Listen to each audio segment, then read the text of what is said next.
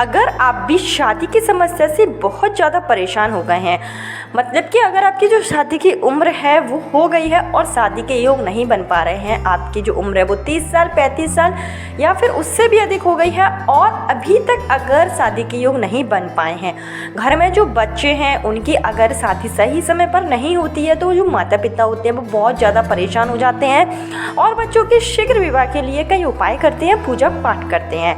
क्योंकि आजकल के जो बच्चे होते हैं उनके पास तो इतना समय ही नहीं होता है कि वो अपने लिए कुछ कर पाएँ या कुछ उपाय करें या फिर पूजा पाठ करें।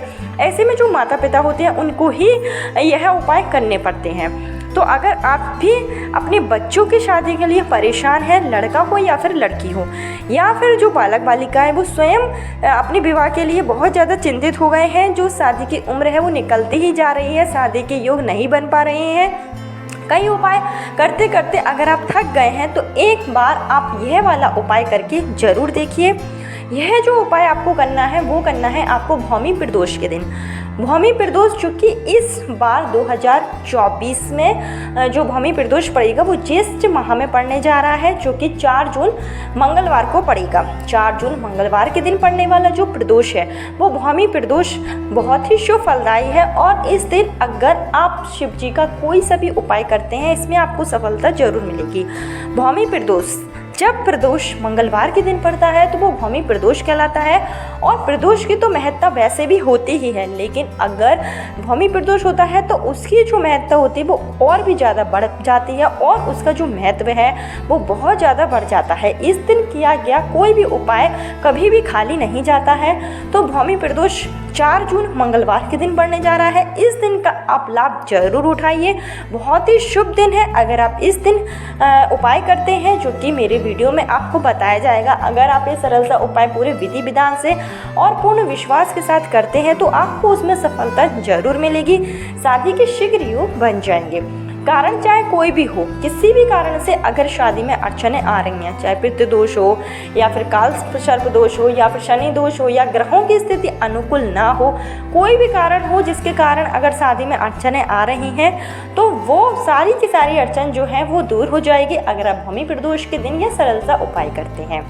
आपको बता दें कि यह जो उपाय है वो हमारे पूजनीय गुरु जी की कथा से लिया गया है। कथा को ध्यानपूर्वक सुनकर ही आपके लिए यह उपाय लाया गया है। तो इस उपाय को बहुत से लोगों ने अपनाया है और बहुत से लोगों ने इस उपाय को किया भी है, जिससे कि उन्हें इसका जो पॉजिटिव रिजल्ट मिला है। तो अगर आप भी चाहते हैं कि आपकी भी जो समस्या है वो हल हो जाए तो आप यह वाला उपाय जरूर कीजिए। तो उपाय की शुरुआत करते हैं, लेकिन उससे पहले हमेशा की तरह आप लोगों से मेरा निवेदन है कि अगर अभी तक आपने मेरा चैनल छोटी बहू डेली टिप्स को सब्सक्राइब नहीं किया है तो चैनल को सब्सक्राइब जरूर कर लीजिए।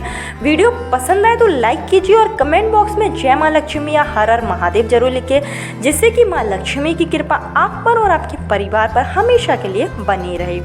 तो चलिए आपको बता दें कि जो भौमी प्रदोष है वो कि 4 जून मंगलवार के दिन पड़ेगा और इस दिन आपको क्या करना है कि सुबह आपको जो भी इस उपाय को कर रहा है, अगर माता पिता कर रहे हैं बच्चों के लिए या फिर बच्चे जो हैं वो स्वयं कर रहे हैं, जो भी इस उपाय को कर रहा है उसको सुबह जल्दी उठ जाना है। जब हम कोई भी उपाय करते हैं, कोई विशेष काम करते हैं तो उसके लिए हमें ब्रह्म मुहूर्त में उठना जो है वो बताया जाता है।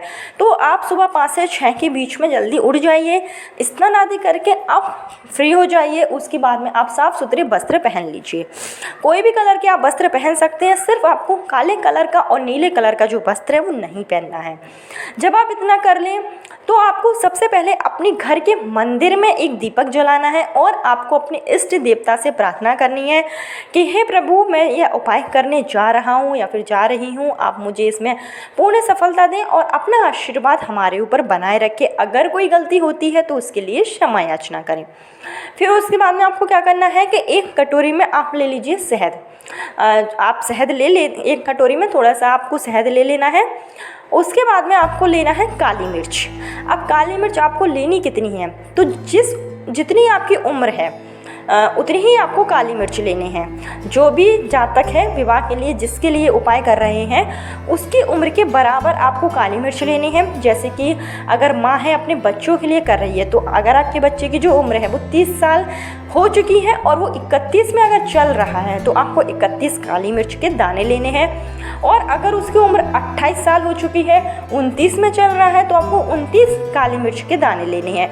मतलब जिस उम्र में बच्चा चल रहा है उतनी ही आपको काली मिर्च के दाने गिनती के हिसाब से ले लेना है। और यह दाने आप उसी कटोरी में डाल लीजिए जिसमें आपने शहद रखा है। अच्छे से काली मिर्च को आप शहद में मिला लीजिए। इसके बाद में आपको लेना है अपने घर का 1 लोटा शुद्ध जल। हमारे पूजनीय गुरुजी बताते हैं कि जब हम कोई उपाय करते हैं तो उसमें हम जो जल लेते हैं वो हमें अपने घर का ही जल लेना होता है। तो आप जल ले लीजिए और ये दोनों चीज़ें लेकर आपको जाना है शिव जी के मंदिर में। आपके घर के आसपास कहीं पर भी शिव जी का मंदिर है, वहाँ पर आप चले जाइए। सबसे पहले आप जब मंदिर में पहुंच जाए तो आप जो 1 लोटा जल ले गए थे, आपको वो जल शिव जी के ऊपर चढ़ा देना है। आपको दिशा का जरूर ध्यान रखना है कि आपको उत्तर दिशा की ओर मुख करके शिवलिंग के ऊपर जल चढ़ाना है। और जल चढ़ाते समय आपको शीघ्र विवाह की कामना करनी है, मंगल विवाह की कामना करनी है। और आपको शिव जी को बताना है कि अगर आप किसी से मनपसंद शादी करना चाहते हैं, कि किसी से अगर आप चाहते हैं कि आपकी शादी यहाँ हो जाए, तो उसके लिए भी आपको प्रार्थना करनी है जल चढ़ाते समय ही।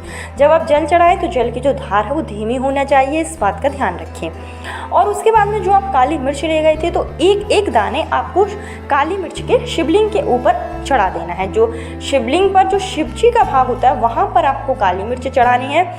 जब आप एक काली मिर्च चढ़ाएंगे तो आपको वो एक काली मिर्च चढ़ाते समय आपको श्री शिवाय नमस्तुभ्यम का जाप करना है। इसी तरीके से जब आप दूसरी काली मिर्च चढ़ाएंगे तब भी आपको श्री शिवाय नमस्तुभ्यम का जाप करना है।